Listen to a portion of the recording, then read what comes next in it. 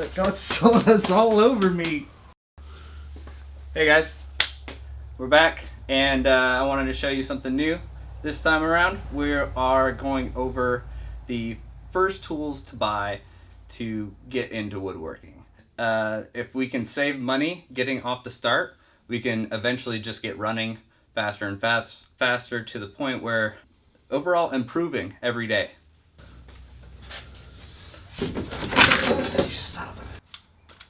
Number one, the impact drill. What's great about these things is an impact drill actually has a hammer in it. So when you're drilling, it actually starts driving down the screw and helping the screw bite into new wood. And that really helps when you're trying to start out a screw. And it's having one of these compared to just a regular drill type. Big difference. And this is good for drilling holes. This is good for screwing screws. I can't stress how much this has actually worked for me. A lot of people want to try to diss on this brand, but it's really been a workhorse, and it's performed. It's actually even been submerged underwater.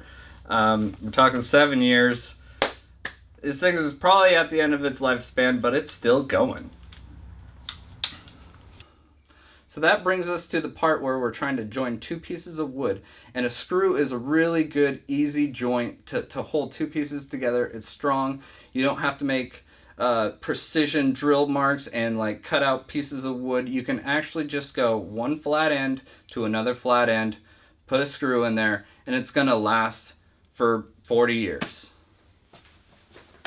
All right, here's something that I've also owned for 7 years. This is called the Craig jig. What this does is it creates a pocket hole joint.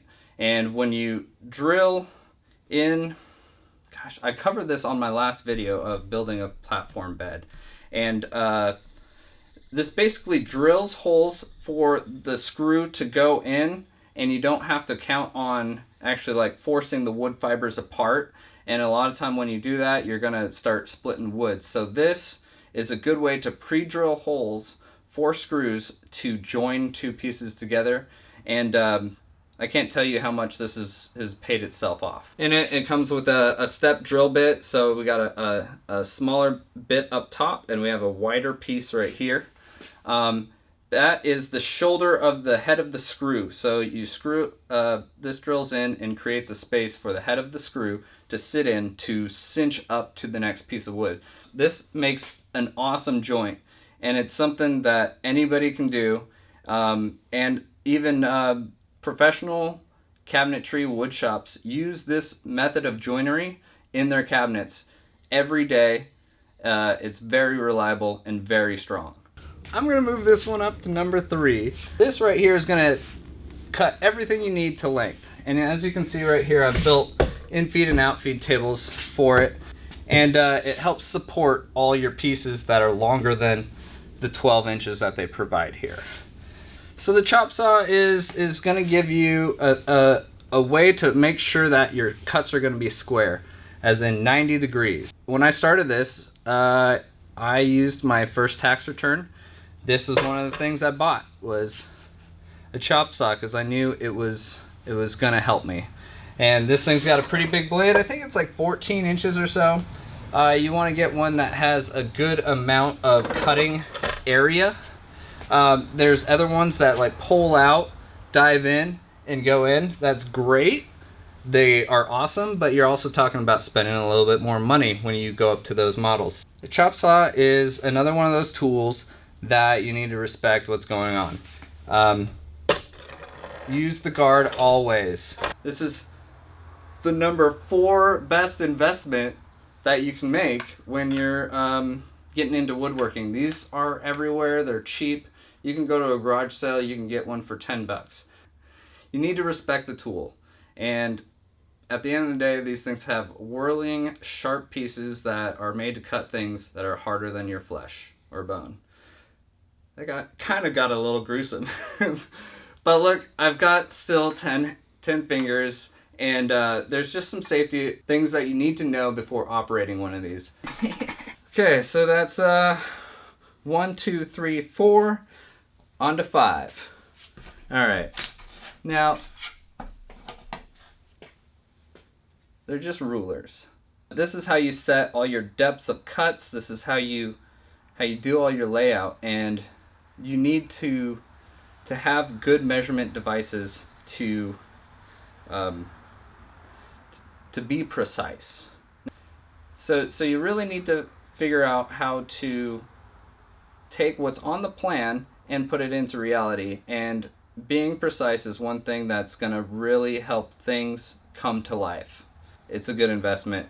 And this was only like $8, so yeah, get it.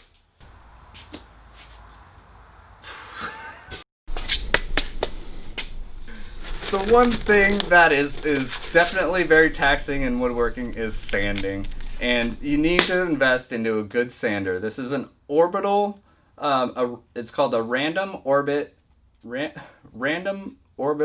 sander, palm sander. There's a lot of adjectives there, but what it does is basically it oscillates and rotates. And this is a 5-inch disc, and that's a very common size. It's Velcroed in. It's perfect.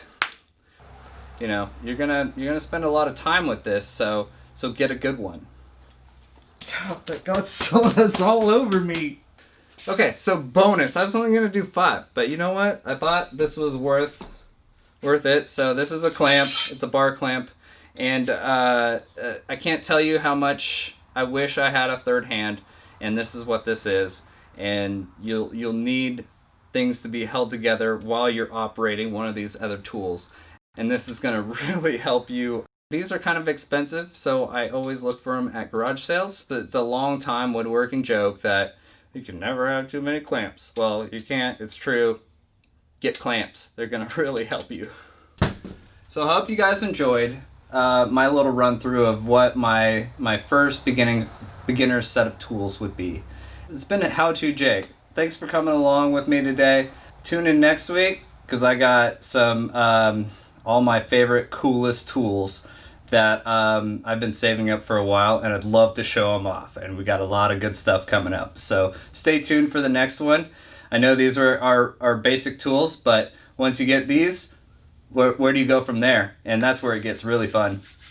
If I taught you something and you want to learn more, go ahead and give me a like and a subscribe. This helps support me in a way that doesn't cost you guys anything. And I would love to be able to continue making videos. Yeah, I would. Do you guys think this was the best starter tools for getting into woodworking? If not, leave them in the comments below. This is How To Jake. Thanks for stopping by. I really enjoyed it today. Stay tuned for next time. I'm out. Oh wait, light.